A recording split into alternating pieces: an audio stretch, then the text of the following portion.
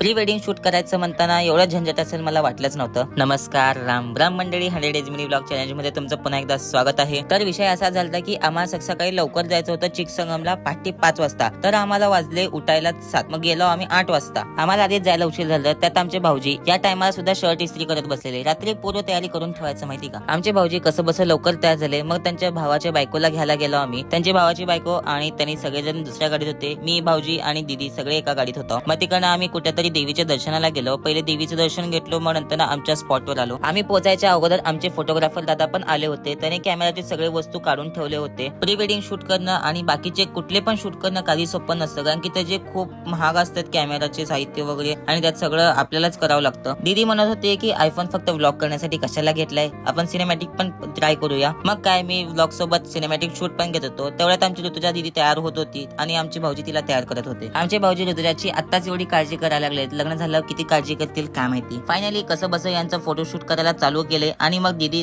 शांत बसायचं सोडून बघा कसं कराल ती. आमची दीदी आणि भाऊजी पोज देऊन बसले आणि मागून एवढे शेळ्या पळत आले ना, मला वाटलं की यंदा ह्यांना उडवतात. दीदीचं पण सिनेमॅटिक शूट घ्यायचं होतं म्हणताना बघा दीदी किती कष्ट घ्यायला लागली.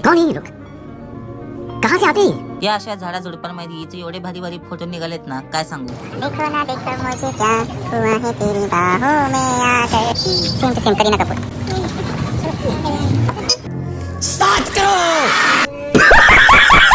फोटो काढून झाले आणि पहिले म्हणलं पेट पूजा आणि मग काम तुझ्या. चिकसंगम वरून आमची गाडी थेट आलमट्टी डॅम पाशी येऊन थांबली. आमच्या भाऊजींना डिग्गी मधलं सामान काढायचं होतं. भाऊजींना डिग्गी उघडत नव्हतं. मग त्यांना कॉल लावून सांगत होतो गाडी कसं उघडायचंय.